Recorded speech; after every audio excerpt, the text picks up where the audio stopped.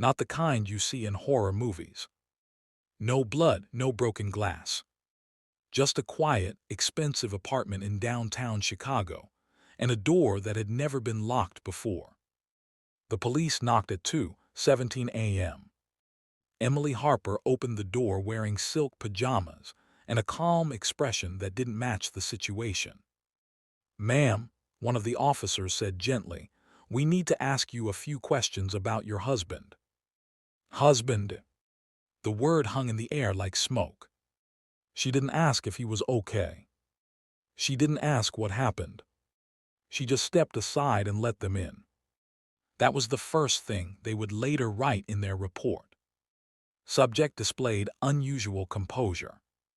But no one ever asks what it takes for a person to become that calm. 3 days earlier, Emily had been standing in a courtroom signing divorce papers. 8 years of marriage. A shared home. Joint accounts. Memories. All reduced to a pen stroke. The judge had asked if everything was fair and voluntary. Daniel Harper had smiled confidently. "Yes, Your Honor." Emily had smiled too. "Yes." What no one in that courtroom knew was that the divorce had already been decided long before the paperwork. And not by Daniel. The police stood in her living room now, looking around like they expected to find chaos. Instead, they found a spotless apartment, a candle burning on the kitchen counter, and a woman who looked like she had been expecting them. "Mrs. Harper," the officer continued, "when was the last time you spoke to your ex-husband?" Ex-husband. Interesting choice of words. Emily tilted her head slightly, as if calculating something. "Tonight," she said, "about 3 hours ago."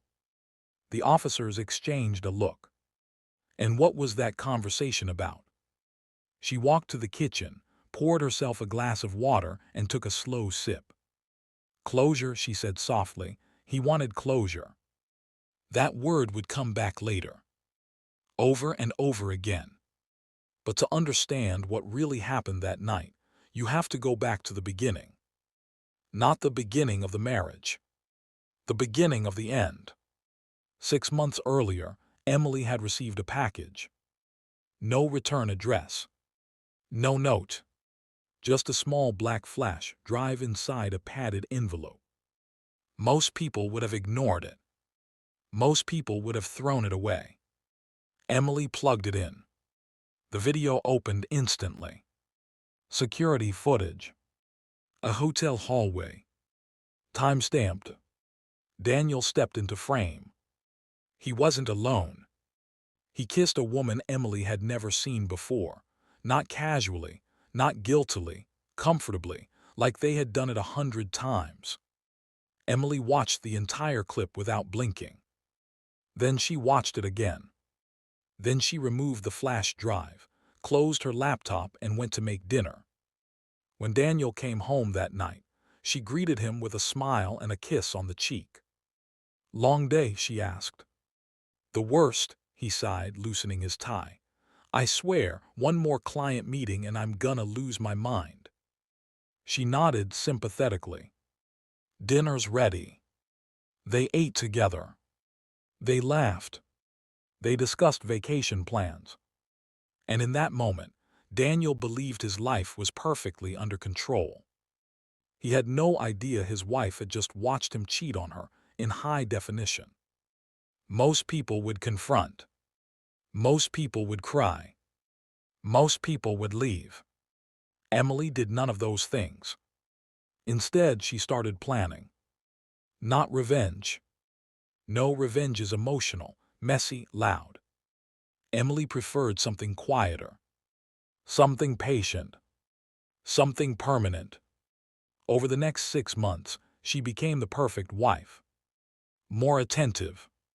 More supportive. More loving. Daniel noticed. Of course he did. He even bragged to friends about how lucky he was. What he didn't notice was that Emily had started handling all their finances. He didn't notice the new lawyer she met for coffee every Tuesday morning. He didn't notice the documents she quietly copied, the accounts she monitored, the evidence she collected. Affairs leave trails, money trails, digital trails, legal trails, and Emily followed every single one. By the time Daniel decided he wanted a divorce, Emily was ready for him to ask. It happened on a Thursday night. He sat her down in the living room and put on a carefully practiced sad expression. "I think we've grown apart," he said. She looked at him with soft eyes, hurt eyes, the kind he expected. "Are you sure?" she asked quietly. He nodded. "I think it's for the best. We can keep it amicable." Amicable. That word almost made her smile. "Okay," she whispered, "if that's what you want." He thought it was going to be easy. He thought she was going to walk away quietly. He thought he was in control. The divorce process moved fast, surprisingly fast. Emily agreed to everything. The apartment, he could keep it. Most of the furniture, sure. No dramatic fights. No public scenes.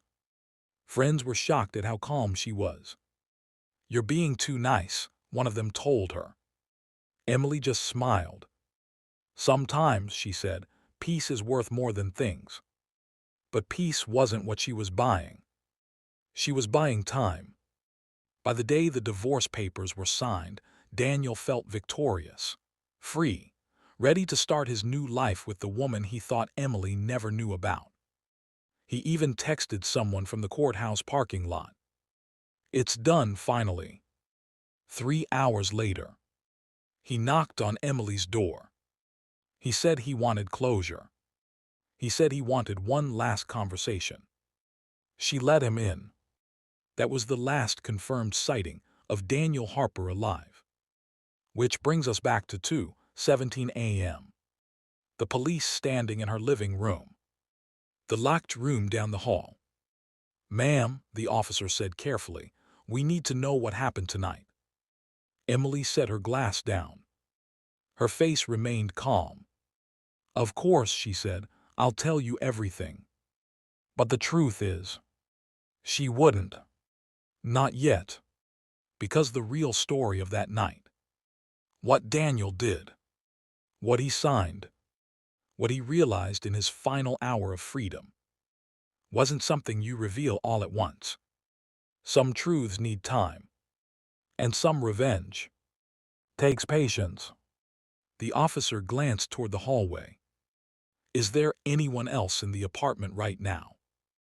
Emily followed his gaze to the closed door at the end of the hall. The one that was locked. For the first time all night, a very faint smile appeared on her lips. "Yes," she said softly. "There is." Silence filled the room. "Would you like me to open it?" And that's the moment everything began to unravel. But to understand what was behind that door, you have to understand what Daniel signed before he walked into this apartment tonight. Because the divorce he thought he won was never the real game. And by the time he realized that, it was already too late. Yahin and Hoda High Part 1 Suspense Build. Next parts me. Divorce Ka Real Trap. Financial Revenge. Courtroom Twist. Locked Room Mystery. The officers didn't rush toward the locked door. They had seen enough crime scenes to know that rushing rarely helped. Instead, they watched Emily carefully, the way she stood, the way she breathed, the way she didn't seem afraid of anything that might be inside that room. "Ma'am," the taller officer said, "before we open anything, we need to understand what happened tonight." Emily nodded, like she had expected that. "Of course," she said. "You should sit down, this might take a minute." People don't usually offer police officers water when there might be a dead man in their apartment. But Emily did. She moved calmly around the kitchen, poured 2 glasses, set them on the table, every motion controlled, every gesture measured. The officers sat, but they didn't drink. "When did your ex-husband arrive tonight?" one of them asked. 11:08 p.m., she replied without hesitation. You remember the exact time. I always remember exact times, she said. That went into the mental notes immediately. And why did he come over? He said he wanted closure. She said it again, closure, like it mattered, like it was the most normal word in the world. The officers exchanged a look. Did you invite him in? Yes. What happened after that? Emily leaned back slightly in her chair, not nervous, not defensive, just thoughtful. We talked, she said. He wanted reassurance. He wanted to know there were no hard feelings. And were there? A small pause. No, she said, not anymore. That answer felt too polished. Ma'am, the officer continued carefully, your ex-husband's car is still parked outside. His phone is going straight to voicemail. And we received an anonymous call saying something may have happened here tonight. So I'm going to ask directly, is Daniel Harper inside that room? Emily followed his gaze to the hallway again. The door at the end remained closed. Locked. Yes, she said. The word landed softly but heavily. Is he alive? Another pause, longer this time. Then she smiled faintly. He was, she said, when he signed. The officers froze. When he signed what? One asked. Emily stood. Maybe you should see for yourselves, she said. She walked toward the hallway slowly, the officers rising behind her. The air felt heavier with every step, the kind of silence that presses against your ears. She stopped at the door, pulled a small key from her pocket. For a moment, she just held it there between her fingers, like she was remembering something. Then she spoke quietly. 6 months ago, someone sent me a flash drive, she said. Did you know that? Neither officer answered. I watched my husband plan a new life with another woman, a very expensive new life, using money that wasn't entirely his. She slid the key into the lock. You see, Daniel thought the divorce was his escape. A soft click. But it was actually his agreement. The officers tensed. Agreement to what? One demanded. Emily opened the door. Inside wasn't blood. No violence. No struggle. Daniel Harper sat at a small desk in the center of the room. Alive. But pale. Very pale. His hands rested on a stack of documents. Signed documents. His eyes lifted slowly when the officers entered. He looked shattered, not physically hurt, just completely, utterly broken. Daniel, the officer said carefully. He swallowed, his voice cracked when he spoke. I want a lawyer. Emily stepped aside, letting them pass. You should read what he signed first, she said gently. The officers approached the desk, papers everywhere, legal language, financial transfers, confession statements, asset disclosures. One officer's eyes widened. This is everything, he muttered. Properties, accounts, offshore funds. Daniel shut his eyes. Emily spoke calmly behind them. During our marriage, Daniel moved joint funds into hidden accounts, investment properties under shell companies. He planned to divorce me and keep most of it. Silence. So tonight, she continued, he came for closure. Her voice was soft, almost kind. I gave him a choice instead. Daniel's jaw tightened. He didn't look at her. What choice? The officer asked. Emily walked closer, stopping just inside the doorway. I told him he could walk away free if he signed full financial disclosure and restitution agreements. Everything returned, everything documented, legally binding. The officer looked at Daniel. Did you sign these willingly? Daniel laughed once, a hollow, defeated sound. She had everything, he said. Every transfer, every message, every tax violation. If I didn't sign, I'd lose my license, go to prison, lose everything anyway. He looked up at Emily with something like disbelief. "You planned this for months," he said. Emily met his gaze calmly. "Yes." The room felt colder. "Then why are we here?" the officer asked. "Why was there an anonymous call?" Emily tilted her head slightly. "Because," she said, "he didn't realize what the last document was." Daniel's head snapped up. "Emily." Too late. The officer picked up the final page. It wasn't just financial restitution. It wasn't just confession. It was a sworn statement. And at the bottom, a clause. The officer read silently, then again, slower.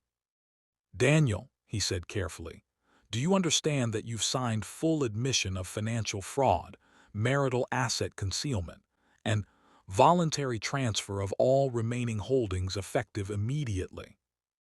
Daniel's breathing quickened. Emily's voice stayed calm. "You wanted closure," she said. "This is closure." The officer looked between them. "Ma'am, this still doesn't explain why someone called us." And for the first time that night, Emily's calm expression shifted slightly. Not fear. Not panic. Something else. Something colder. "Because," she said quietly, "Daniel realized what he'd signed about 10 minutes after he finished." Daniel's face drained of color. "You said it was just disclosure," he whispered. "I said you should read carefully," she replied. The officer's grip tightened on the paper. "What happened after he realized?" Silence. Daniel stared at the floor. Emily looked at the officers. "He panicked," she said softly. "Started yelling, packing. He said I ruined his life." A beat. Then he said something interesting. The officer leaned forward slightly. "What did he say?" Emily's eyes flicked toward Daniel. "He said," she whispered, "you think this is revenge. You have no idea what I already did." The room went completely still. The officers turned slowly toward Daniel. His breathing grew heavier. "Daniel," one said carefully, "what did you do?" Daniel didn't answer. Emily stepped back into the hallway light. And for the first time, her calm cracked just a little. Because whatever Daniel had meant in that moment was something she hadn't planned for. Something he had done before tonight. Something that made the anonymous call. And suddenly, this wasn't just a divorce story anymore. It was something much darker. For the first time since the officers arrived, the room felt unstable. Not physically. Legally. Daniel's words hung in the air like something poisonous. "You think this is revenge. You have no idea what I already did." The shorter officer turned fully toward him now. "Mr. Harper," he said, voice firm, "we're going to need you to explain that." Daniel didn't look at him. He looked at Emily. There was no arrogance left in his face, no confidence, just something frantic and cornered. "You should have just taken the divorce," he muttered. "You should have just walked away." Emily's voice stayed calm, but it wasn't soft anymore. "I did walk away," she said, "with what was mine." A long silence. Then the officer spoke again. "What did you do, Daniel?" Daniel laughed under his breath. "You really don't know," he said, looking at Emily. "He didn't tell you." Emily's eyes narrowed slightly. "Who?" she asked. Another pause. Then Daniel said a name. Marcus Reed. The name meant nothing to the officers. But Emily froze. Just for a second. Just enough to notice. "Who is Marcus Reed?" the officer asked. Emily didn't answer immediately. Daniel did. "He's the reason this all started," he said. "He's the one who sent you the flash drive, Emily." The air shifted. The officer looked at Emily. "You received evidence from this person." She nodded slowly. "Yes." Daniel leaned back in his chair, exhausted. "You never asked why, did you?" he said. "Why some random guy would send you proof of my affair?" Emily's voice turned colder. "I assumed he had a conscience." Daniel let out a humorless laugh. "Marcus doesn't have a conscience," he said. "He has investments." The officers looked confused. Daniel swallowed, then spoke again, quieter now. "Marcus Reed isn't just some guy," he said. "He's my former client, former business partner, former everything." Emily's stomach tightened, but her face stayed controlled. "What does that have to do with tonight?" the officer pressed. Daniel finally looked at them instead of her. "6 months ago," he said, "Marcus came to me with an investment deal. Offshore, complicated, illegal if done wrong. I handled the paperwork." The officer's eyes narrowed. "And did you do it wrong?" Daniel shook his head slowly. "No," he said, "I did it perfectly." Emily's voice cut in. "Then why send me the flash drive?" Daniel's eyes flicked back to her. "Because," he said, "Marcus found out I was planning to cut him out. Same way I was planning to cut you out." Silence. The officers began piecing it together. "You stole from him," one said. Daniel didn't respond. "You stole from your wife," the officer continued, "and from your partner." Daniel's jaw tightened. "Yes." The room felt smaller. "And Marcus sent the evidence to Emily. Why?" the officer asked. Daniel's voice dropped. "Because he wanted pressure," he said.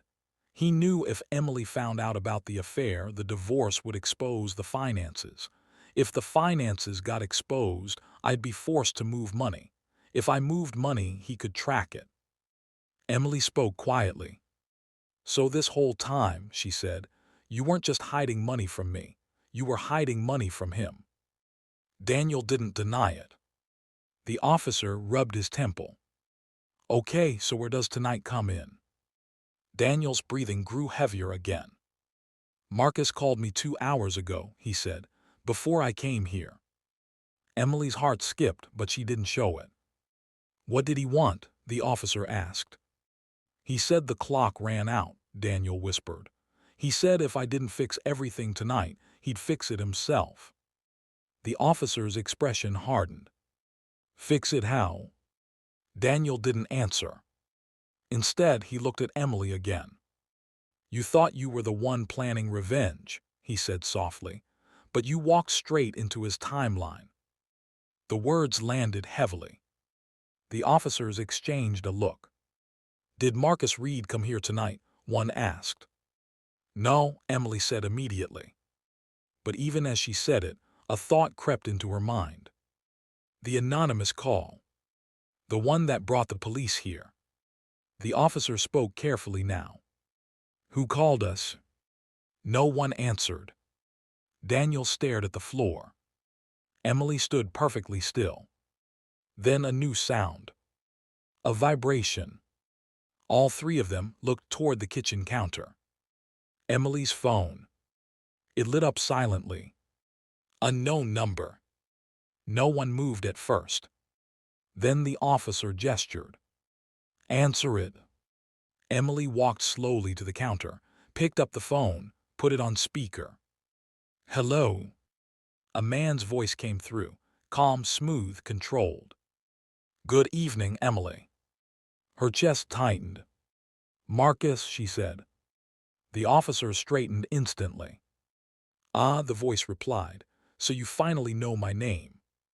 The officer stepped closer. "This is the Chicago Police Department. Identify yourself." Marcus ignored him. "Emily," he continued, "I assume Daniel signed everything." Silence. "Yes," she said carefully. "Good," Marcus replied. "That saves time." The officer spoke sharply. "Where are you?" A soft chuckle came through the speaker. "Close enough," Marcus said. Daniel's face went white. "What did you do?" he whispered toward the phone. Marcus finally addressed him. "You were always bad at reading contracts, Daniel," he said. You signed one more than you realized tonight. The officer grabbed the final stack of papers again, flipping through them. Which document? He demanded. Emily stepped closer, her pulse rising for the first time. Marcus spoke calmly. The one that transfers everything, he said, not to Emily. Silence. The officer's eyes scanned the page, then stopped. His expression changed. Emily, he said slowly, did you read this final clause? Her stomach dropped. I wrote it, she said. Of course I read it. Read it again, he said. She took the